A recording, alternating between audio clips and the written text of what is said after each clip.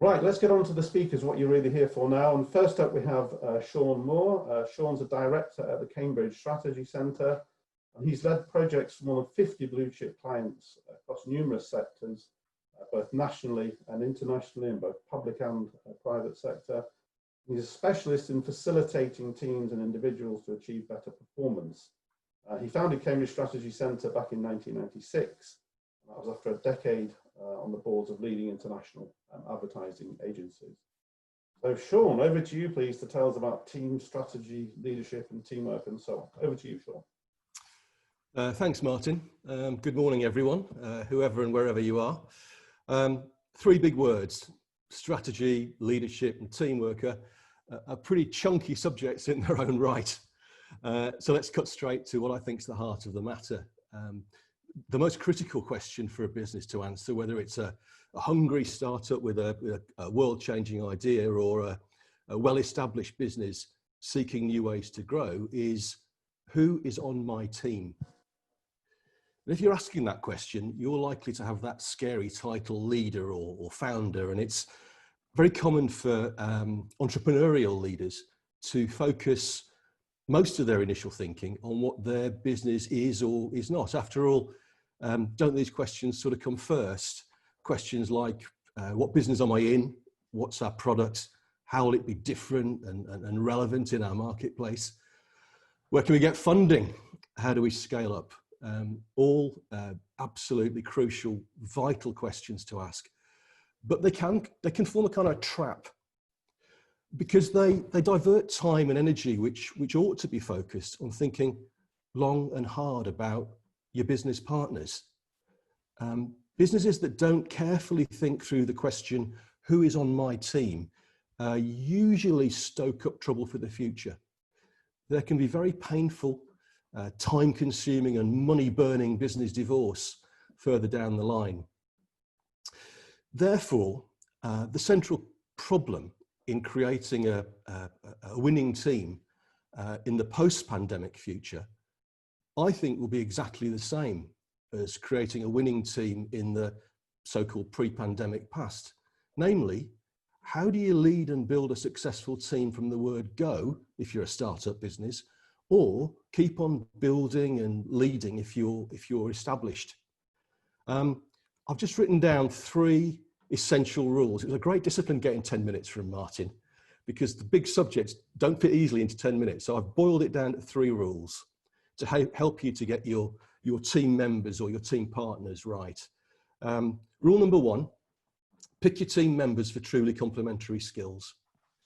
If you've teamed up with someone you like and trust, which happens so often, who may even be quite like you, this may not be sufficient. What skills does your business require now and in the future? Because you want skill sets that interlock and don't sort of overlap and duplicate. And in doing that, the role of experienced outside eyes will be important to help you to assess objectively whether you've got the right team and whether you've got gaps. Second rule, this is a hard one: have one boss. The fun and heartache and chaos and the sheer glee of founding a business mustn't conceal the need to be able to make clear-sighted decisions. And no matter how collegiate your team or how flat your structure, one person needs to be recognised as the final decision maker. I'll be clear about this, because in a strong business, that person will in the end make very few decisions on their own, because in a strong team, most decisions are made by the team. But there are always moments when the team can't decide between options, especially if it's a small team, and someone's just got to call it. This is often fudged, but it's best not. And the third rule about teams is play it long, don't play it short. Take the time to think through possible scenarios in detail, whether you're, for example, working out your financial shareholdings or big things like your new market propositions. Plan for disaster as well as success. We all like to think about the sort of the sunny, optimistic upsides, but it's the gloomy downsides that nail us. For example, most original founders of a business don't stay on board in the long run, and people often get hired because of appealing charisma or interview technique, rather than more enduring qualities so vital for businesses like sheer competence and stamina or staying power, which are quite hard to ascertain in people when you interview them. All right, let's assume you're living your dream, your startup's thriving or your business is continuing, you're growing ahead of the market, pretty tough right now, and you're hiring. And now you're in the world of running a senior team, of taking people with you and setting the path to growth. In other words, leadership and strategy will become ongoing concerns, big portentous words. And of the two, strategy is the one that's been most overcomplicated by business academia and business books. Get it right, strategy is simply navigation. The direction your company should take, your ultimate goals or destinations, and your map or your plan of how to reach those. Strategy used to be thought of in isolation as a kind of separate discipline. Now it's most potent when it's inseparable from a business's vision and its values or what it believes in, its dream of the future. I mean, the explosive growth of Cleantech is clear proof of this. New clean technology businesses like the ones you're in have a world-changing reason for being well beyond shareholder value. And the power behind strategy should be your vision and values. That's the rocket fuel. And that brings us to leadership. I read yesterday in The Guardian, somebody said that leadership is like beauty. We all know it when we see it, but it's hard to break down, and it's certainly hard to define. I would say that the essence or soul of leadership is the engagement of people by example. And it's common to read definitions of leadership like, rallying men and women to a common purpose and inspiring confidence. And while that's true, I think those definitions are insufficient now. I think the best definition of leadership is that it flows through the heart of the leader into the hearts of other people. Which brings me back to where I started with engaging people, with team. How should a leader divide their time up? In simple mathematical terms, this means that leaders ought to spend around a quarter of their time listening and understanding, about half their time engaging, explaining, encouraging, and the final quarter reviewing and directing. Now, most leaders I know hear that and go, oh crikey, I'm not quite doing that today. And it's why bad or absent or fitful leadership is so easy to spot, because it's often focused on none of those things. In the early days of a startup, entrepreneurs may not be able to give leadership of people by example a second thought, but it jolly well better be their third one. Let me be clear that I'm not talking about leadership in the singular as one. The best leadership's plural. Leadership is not just for leaders.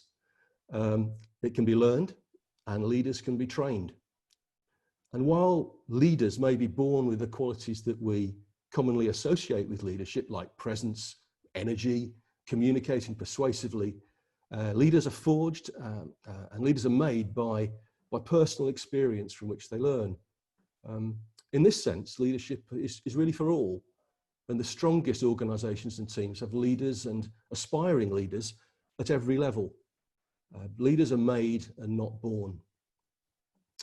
So if you pull these three things together, what does it look like when the big words leadership, strategy, and teamwork combine seamlessly to drive success? I mean, are there role models for leading through the heart, as it were, shining through the gloom of the pandemic? Well, there are, aren't they? And it's interesting. It's already apparent that the female leaders of many nations are managing the coronavirus crisis with clarity and even aplomb.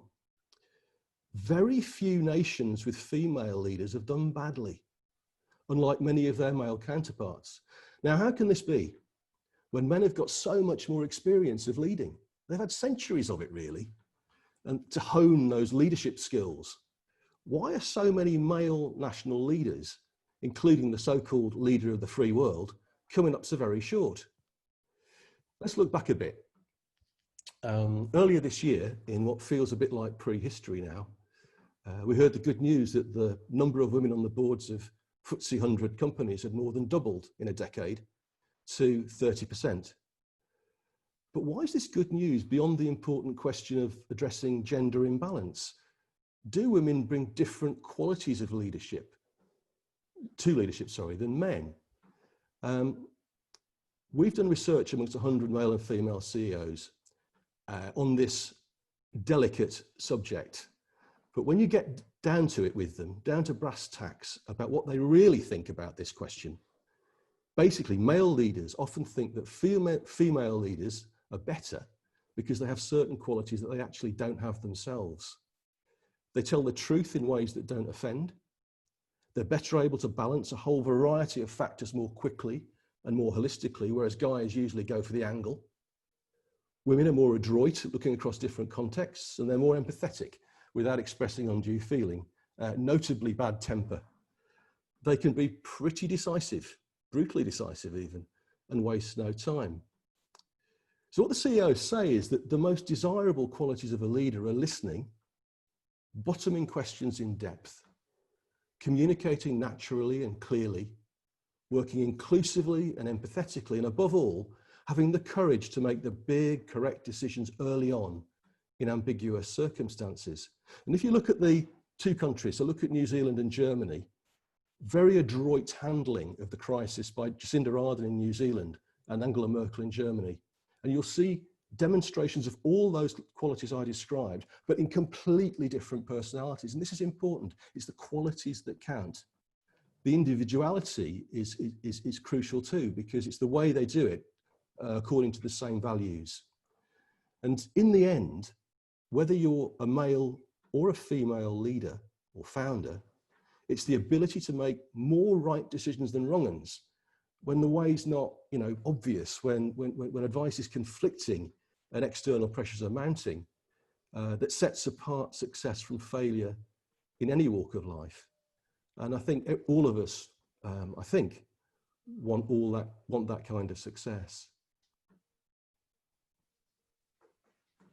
Sean, thank you. Thank you very much indeed for that overview on leadership and teams. I must say that's quite a sort of compelling vision that you put together there in many ways, and it does make me sort of introspective in a way about my own assets or otherwise as a leader, which is a good test about the quality of the presentation.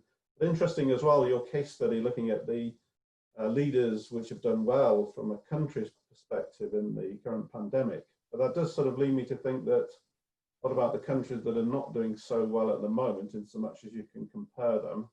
Certainly some of the countries with the unfortunate sort of statistics of being higher up the league of, unfortunately, of deaths due to the pandemic, and you're looking at USA, Brazil and the UK. You might come back and tell us what you think about the leadership in that respect, if it's not being too political. But anyway, Sean, thank you very much. Let's move on. And next up we have Stuart White, who's the Director for Strategic Partnerships at Provide People. And Stuart himself provides insight and advice on how to position your company to attract the right people locally, nationally and internationally. He provides a deep view of the current market. He helps businesses make sense of their niche skills and talent they need, and also give them the structure and process required to redraw the recruitment roadmap and increase the numbers fast and properly as well, of course. He's recently made sure that his personal passion for the fight against the climate change has been brought into the Provide People corporation or company. And certainly he's one of the latest associate founder members of Cambridge Cleantech. So we're delighted to hand over to Stuart. And Stuart is very pleased, by the way. He's just going to give a presentation verbally. He's not using slides. He's more than happy for people to chip in if you want to write a question down, and we'll interrupt him and see what he has to say in response. Stuart, over to you. Thanks, Martin. First of all, Sean, I owe you an apology. I forgot to switch my video off, so whilst you were presenting, people could see my ugly mugshot moving around. So as a fellow presenter, apologies for that. But no, good morning, everyone. So as Martin stated, the topic is delivering talent to help you change the world. I would probably say it's actually winning the war for talent, because obviously we've seen some significant changes in the employment market, whether that's contingency recruitment or strategic consultancy work that we've been doing with our clients.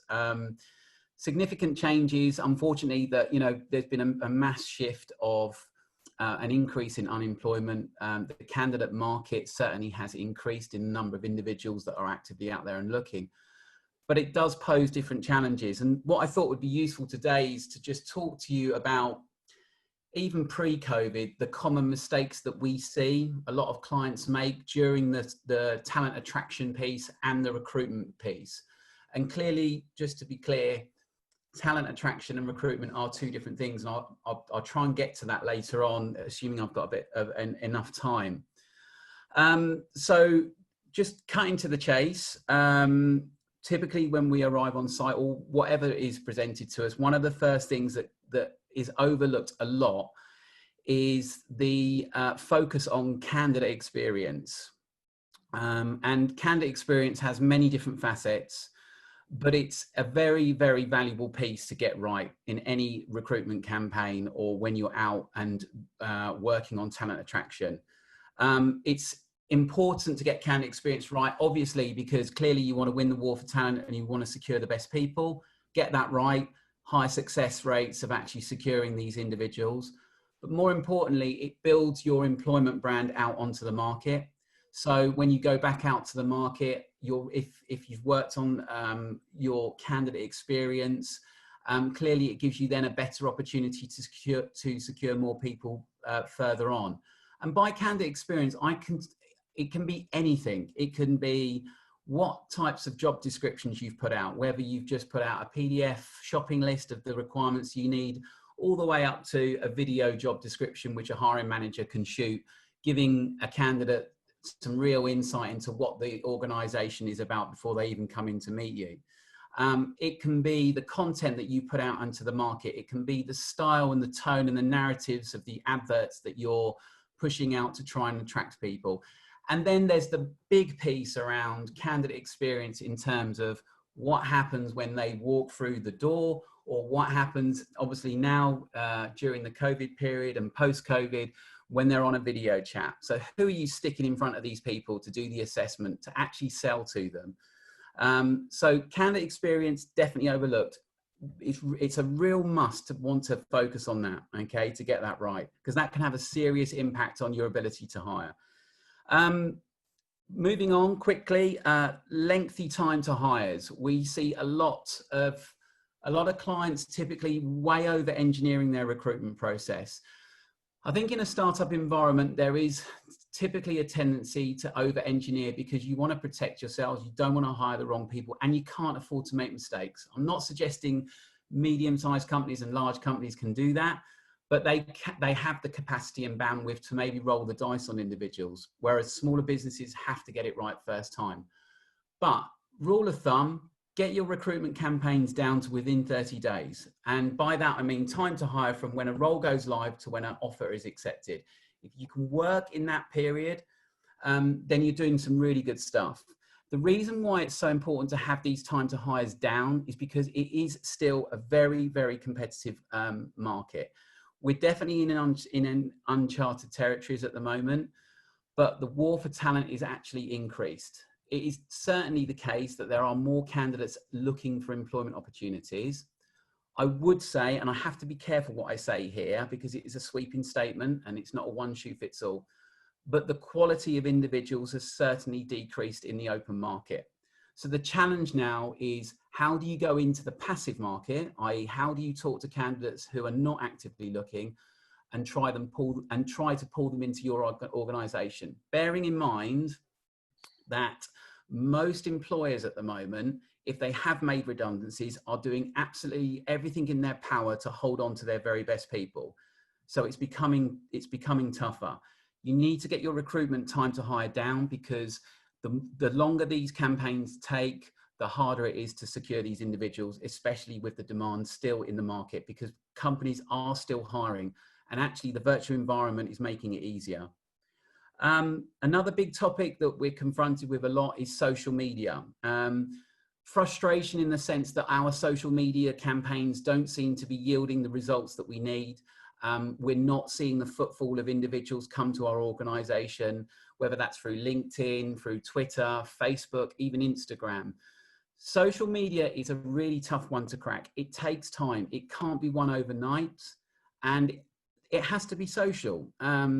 In the good old days of recruitment, when I first started the business, it was certainly the case that I would spend most of my time, especially at more of the exec end, meeting individuals over a coffee or a beer and being social. If I walked into a bar with a load of job descriptions and started throwing them around, you could bet your bottom dollar that most people would vacate very quickly.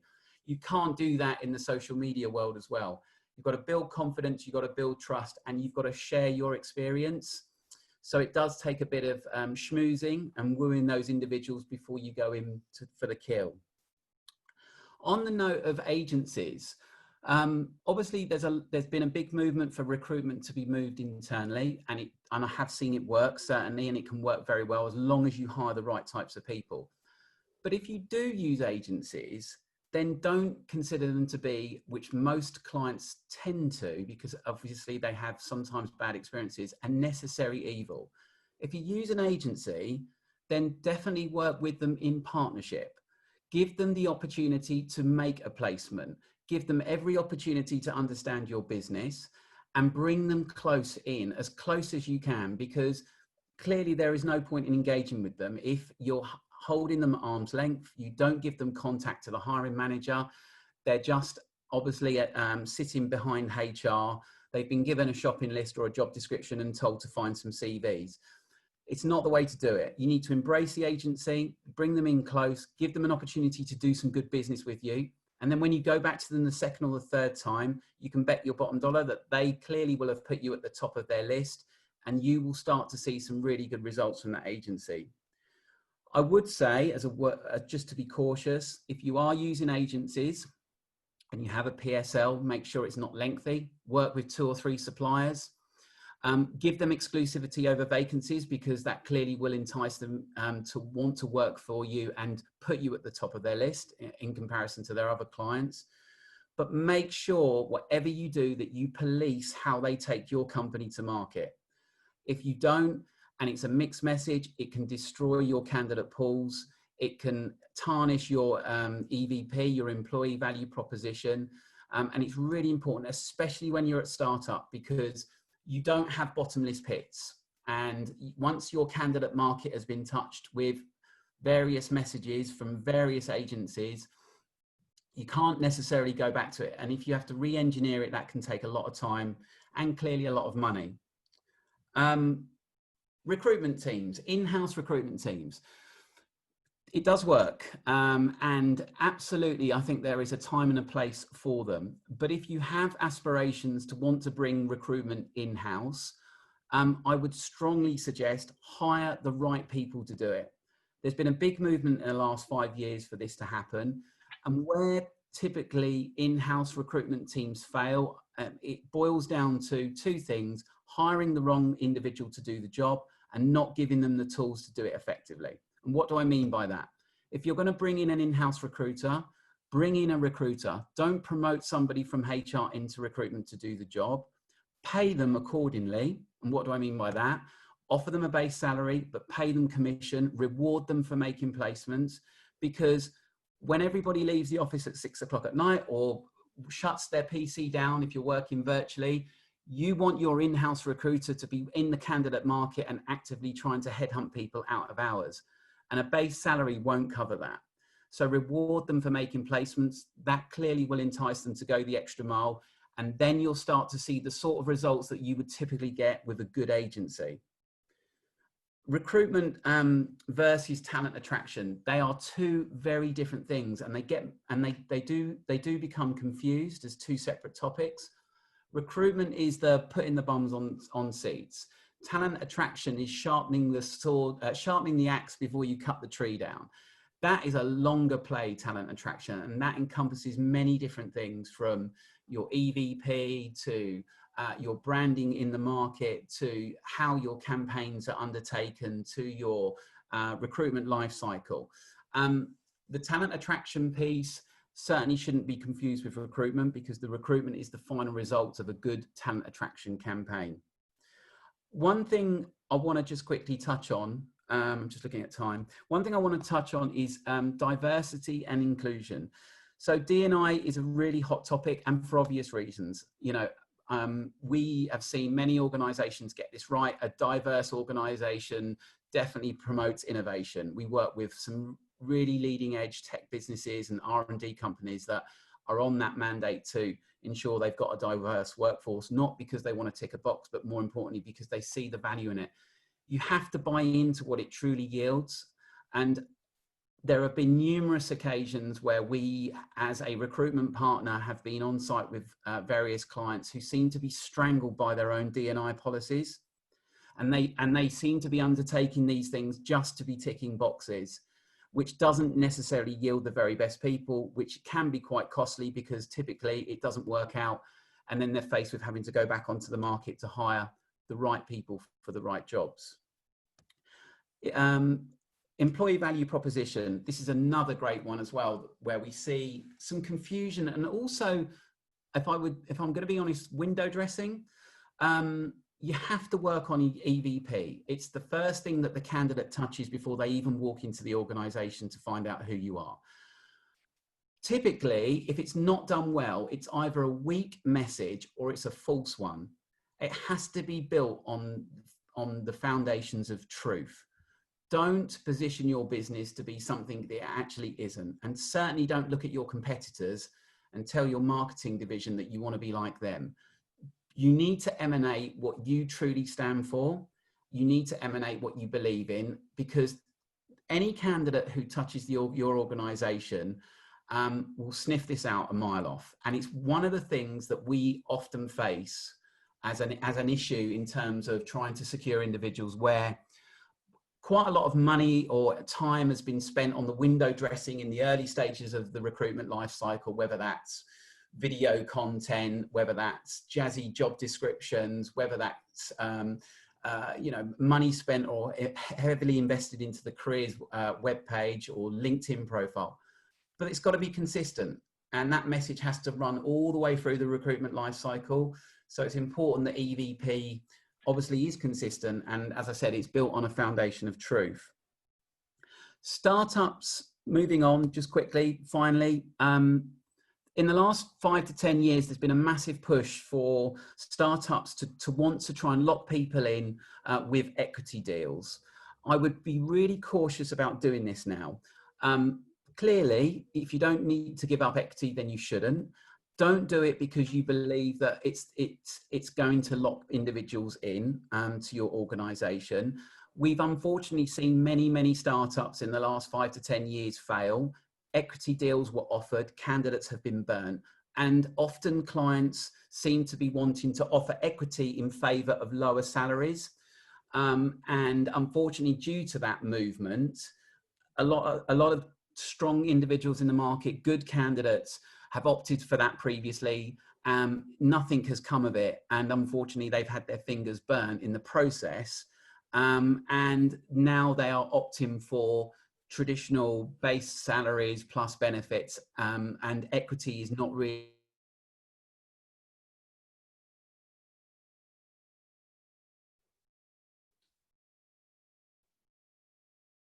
Oh, hello, Cynthia. Seem to have lost Stuart. I think Stuart's back. Are you here? Yeah, Yeah, sorry, we we're lost okay you for again, a Stuart. bit. Sorry, okay, Okay, carry on. sorry about that. I don't know where I got to, Martin. Just finishing off on SMEs. If you can wrap up in the next minute, that'd be great, Stuart. Thank you. Yeah, okay. And as I said, equity, if you don't need to offer equity, then don't, because it's not actually an attractive part.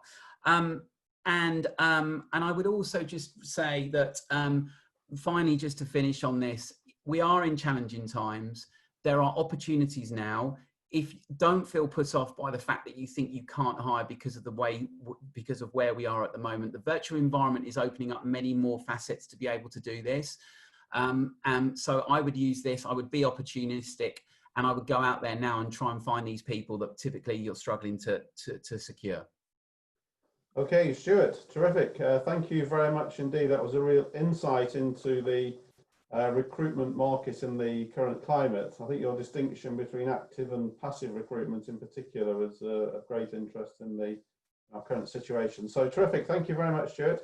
Now, let's get over to Claire Vane. She's the Managing Director at Integrated Resources. She's an HR and search consultant with particular expertise in European search, resourcing, performance improvement and management, HR operations, process engineering, strategy execution, and HR transformation through organisation, restructuring and coaching. Crikey, Claire, I'm nearly out of breath after your experience. And just a last point, she's an MA from Cambridge and a variety of coaching qualifications, and she's also a semi-professional pianist, raising money for charities. Claire, over to you to tell us about releasing potential, improving performance and inspiring growth. Martin, thank you. That was very flattering. We are a team of 10, so that covers all of us. You've allowed me to talk about my very favourite topic, which is about releasing potential to improve performance and inspire growth. There is nothing I like talking about as much as this. And I think we're all on a journey. It sounds a bit trite, but the organisation definitely that we work for is on a journey. And we also have a personal journey. We call that our career. We're on a journey, we need a map, and we always need a map, unless of course we're going to Barnard Castle, we all know where that is. And we need a vehicle to get there. Now, Sean talked about strategy and vision. I'm going to talk more about vehicles. I think we have a dual responsibility too. We're on two journeys, an organisational journey and a personal one, but the responsibility for that journey lies with both. And when that balance goes wrong, we're in trouble. The first thing I think is critical, which Sean touched on, is about values. We all like to belong to a team. I don't know whether you have memories of school, of being chosen for a team, and you're holding your breath thinking, am I going to get onto the netball team? Who's going to select me? And we need to feel a sense of belonging. It's no different in an organisation. At exit interviews, we hear the same thing in different words. I don't feel I belong. I don't feel I'm valued. Oh, and by the way, the communication's rubbish. Those are the themes that come through an exit interview in every single sector. So the first question I would ask you is, what's your sense of belonging like? Both from you, the employee, but also you as the employer. Do you know what your employee's sense of belonging? There's a very interested fly here who's decided to join the seminar. Fit is very, very easy to forget. Recruiters, I'm not criticising you, Stuart, look for technical competencies, and they're so busy looking for technical competencies, whether they're internal recruitment or out-of-house recruiters, that they forget about the fit. Fit is equally, if not more important. But how do we get there? It all starts with values. If we look at the slide, you can see that an individual has personal values. An individual has a right to those values. And in turn, those values drive our thoughts, our feelings, and our beliefs, which in turn drive the way we behave. In an organisation, we have organisational values. I hope we do. If we don't, we should define them. And we have a vision, we have a strategy, and the values of the organisation underpin the strategy, and that strategy in turn drives the day-to-day operations. So if we are going to be winning teams with a sense of belonging and drive potential and performance, we need to have absolute congruence when we recruit, when we retain, and when we performance manage individuals. So values are the starting point. So if you don't have values corporately, have a look, see what they are. Know your vision. Every leader needs a vision. And you also need to understand your own personal values, which maybe one hasn't thought about to the same extent. If I can move on, please. Cynthia. Thank you. What we're seeing at the moment in the pandemic is exaggerated behaviour of what is normally the case. We've got the laissez-faire leader who is a bit of an introvert, doesn't like walking the floors. He can hide behind, or she can hide behind the pandemic and behind remote working. We're also seeing the controlling manager becoming even more controlling. So what we're seeing is an exaggeration of what already is. And that's at the same time that the stakes are becoming higher. We are in the middle of, I think, 5 restructures at the moment. And this has just started to happen in the last 2 weeks. So the stakes have gone up. There's an exaggerated version of everything, and we are seeing more extremes within leadership. But what we need to talk about a lot more about is behaviours. We're busy looking for technical competencies, but we're not thinking about fit. If we haven't got a language for talking about behaviours, how can we talk about poor performance, bad behaviour? So to join up recruitment, performance management and retention, we need what the textbooks grandly call a competency architecture. That simply means a set of behaviours, and that will join up recruitment and performance management and help you make sure that the organisation is also fit for purpose. And having a language gets us across the difficulty of challenging negative behaviour.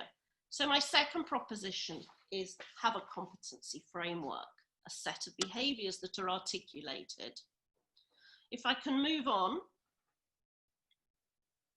Sean talked about teamsmanship.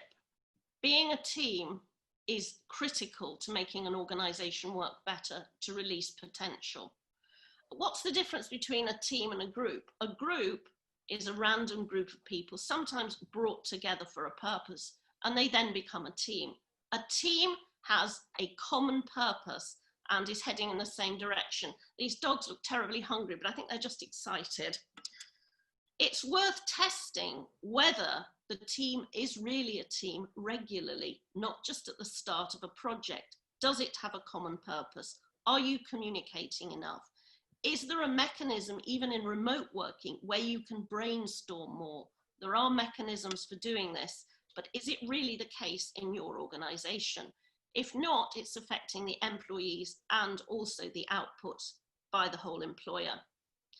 Online working is doubtless going to continue, maybe at a higher percentage than before the pandemic, and there are pros and cons. There's also the level of alertness. I haven't worked out what alert is, but Boris talks about it a lot. This high level of alertness is never going to leave us, and the place of the team goes higher up in the employer's priority list, in my view. When we work remotely, our team roles are also exaggerated, and so it's worth looking at the contingent parts of the team. Cynthia, next slide, please. There is a problem-solving cycle that we all are involved with every single minute of the day, and it happens so often that we're not even aware of it. Let me take an example. You get up in the morning and you decide you want breakfast. If you're naughty, you skip breakfast. The same applies for lunch. The same applies with what you're going to wear for the day. You look at the options. You evaluate the options. You look at the weather and you think, it's a bit chilly today, I think I'll have some porridge. You then make a decision and you think, yeah, I'll make the porridge, and then you eat it. And this is the problem-solving cycle. And we are educated and trained to solve problems. It doesn't matter how small it is or if you're running a business. The first thing is look at the options, evaluate the options, make a decision and implement. So if we're going to make our teams work, we need not a room full of evaluators, not a room full of creatives, not a room full of high energy people who are bouncing around the room, nor a room full of very detail orientated people. In any case, we have paralysis if we don't make the perfect team out of a set of different competencies, both technical and also behavioural skills and attributes. We need to use whatever tools we have. So we do have some tools, and the elements I hear about psychometric profiling is still a high level of ignorance. Isometrics, psychometrics, what are you talking about? I heard a client say the other day. There are some marvellous tools on the market that are not expensive, that can reduce your gamble, both in terms of recruitment and in terms of assessment and in terms of promotion. We need to know what people's derailers are, and we need to help individuals assess themselves. There is nothing as enduring as the Socratic maxim, know thyself.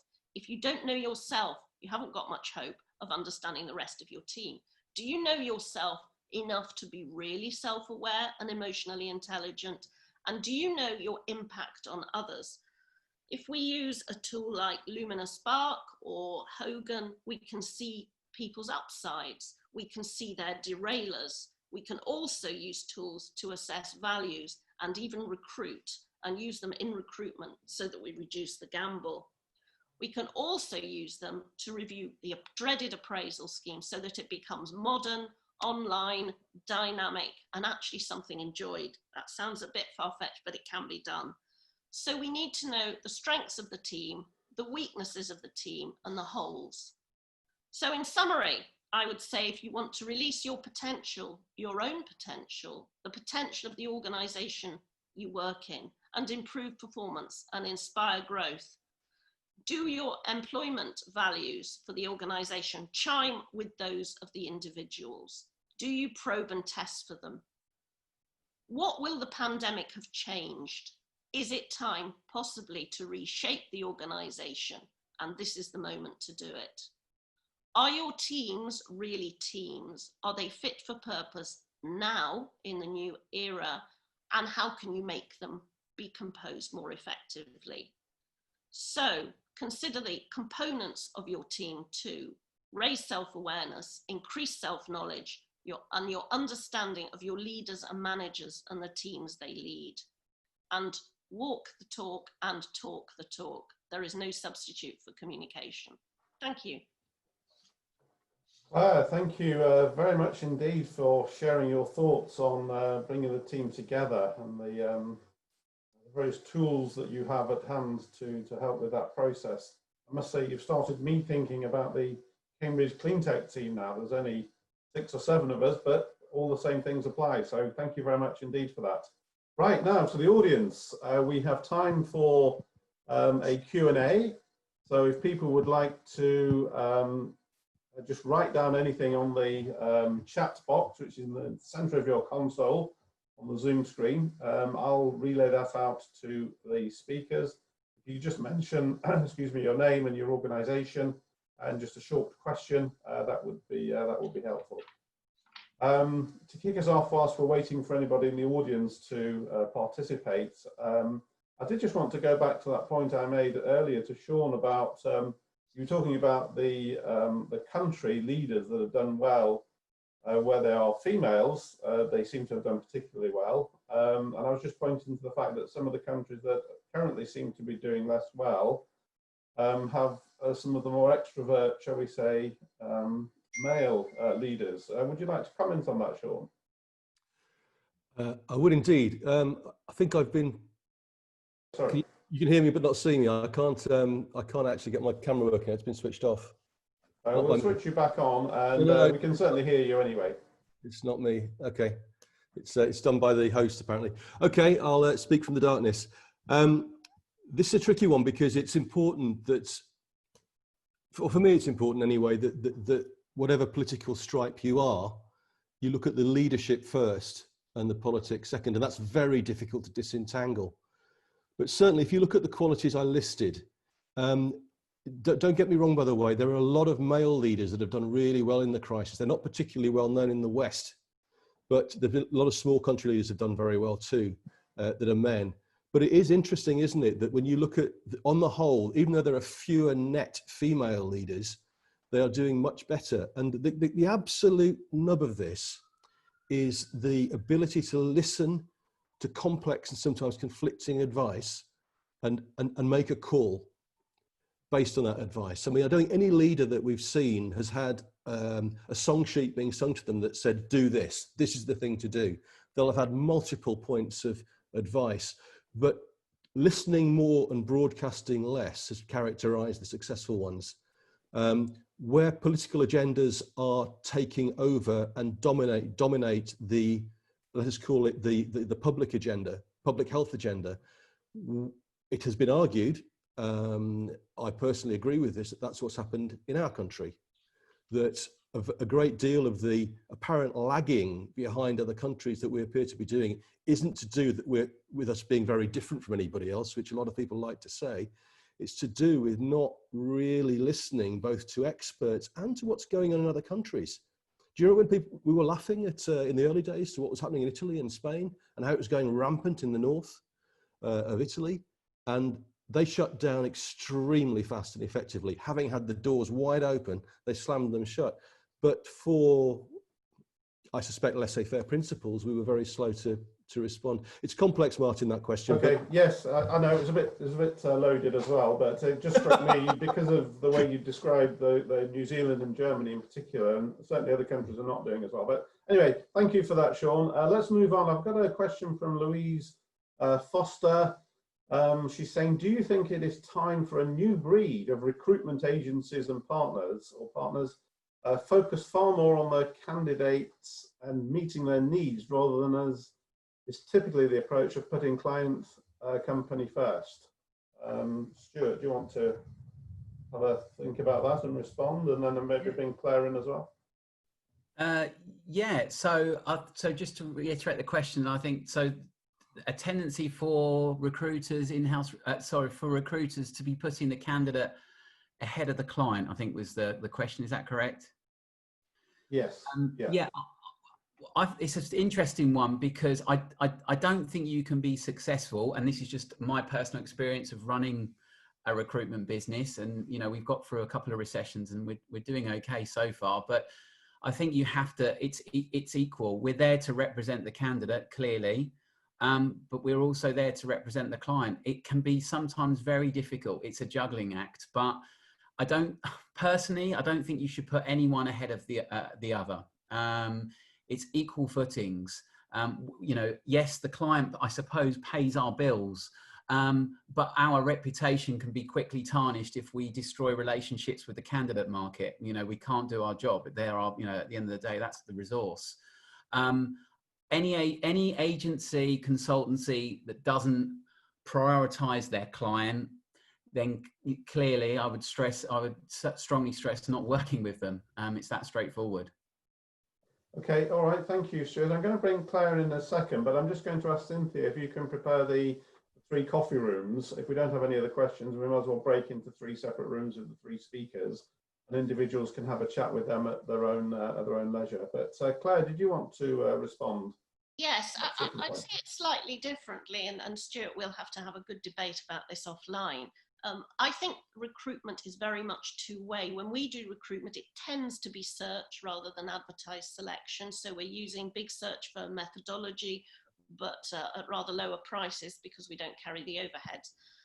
And we're looking at it being a sales process from both the client viewpoint and also the candidate. And I see both components as equally well balanced. And I think that a successful assignment is when you put the perfect candidate in the role that is the perfect fit. So there's an employment contract that ensues, but also a psychological contract.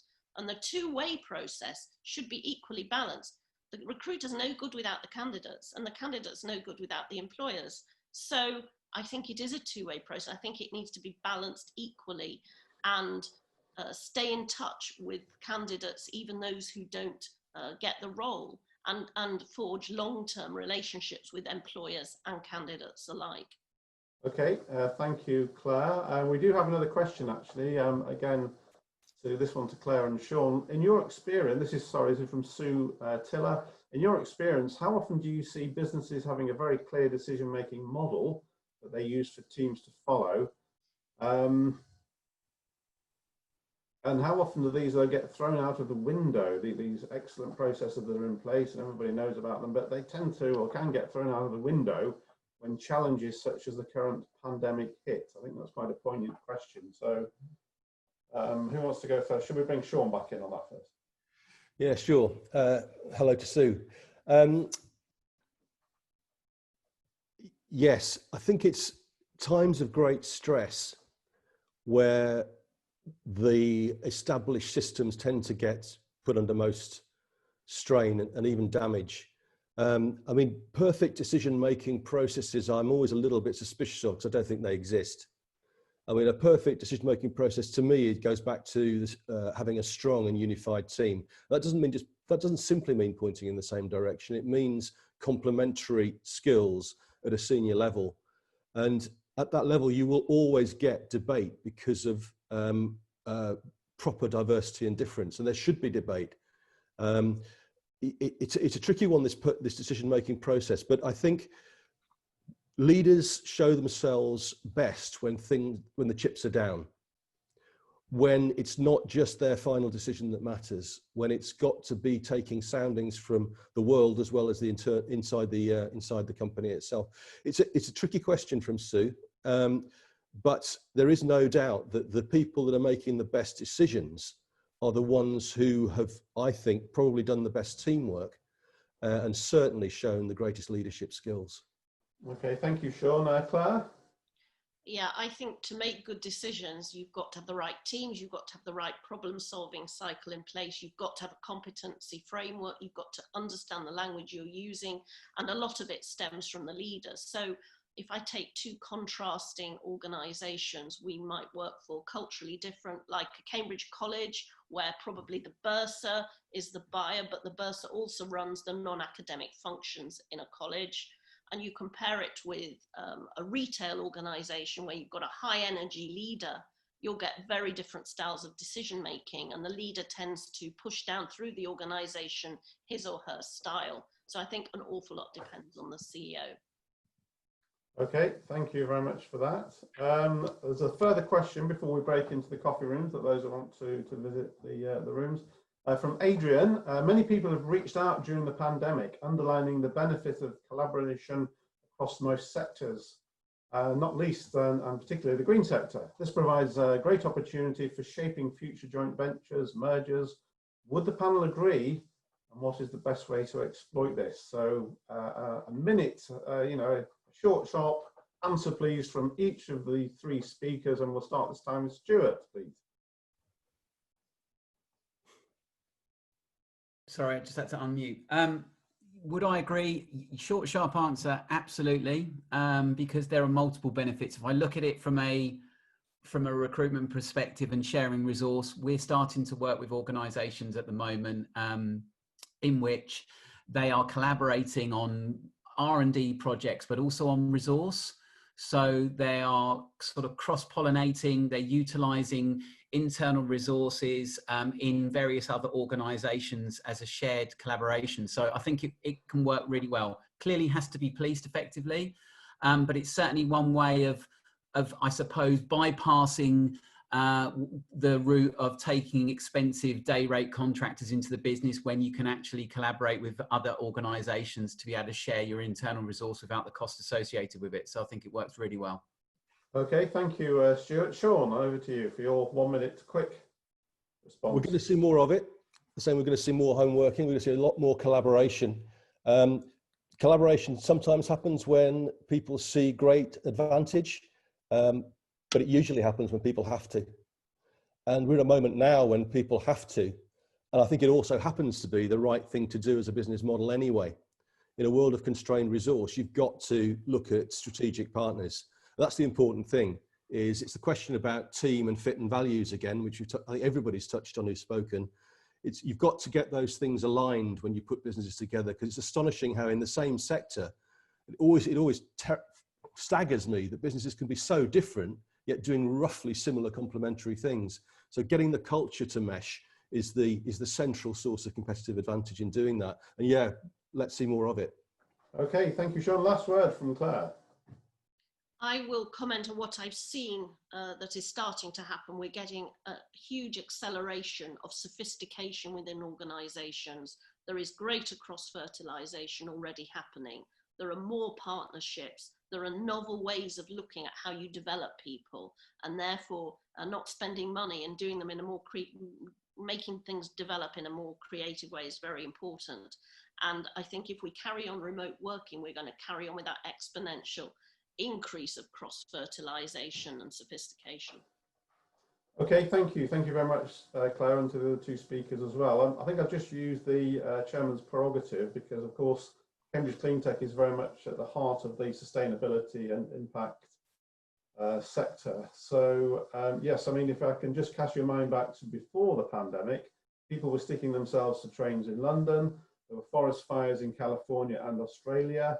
We had Greta coming over from Scandinavia and taking a sailing ship to the UN in New York. We had David Attenborough appearing at Glastonbury. The list goes on and on. It was in the media every day, basically. And we think that's coming back. So you've seen the United Nations talking about their Build Back Better campaign. The European Union with its billions of euros going into the Green Deal, as they call it, for the recovery in terms of the economy in Europe.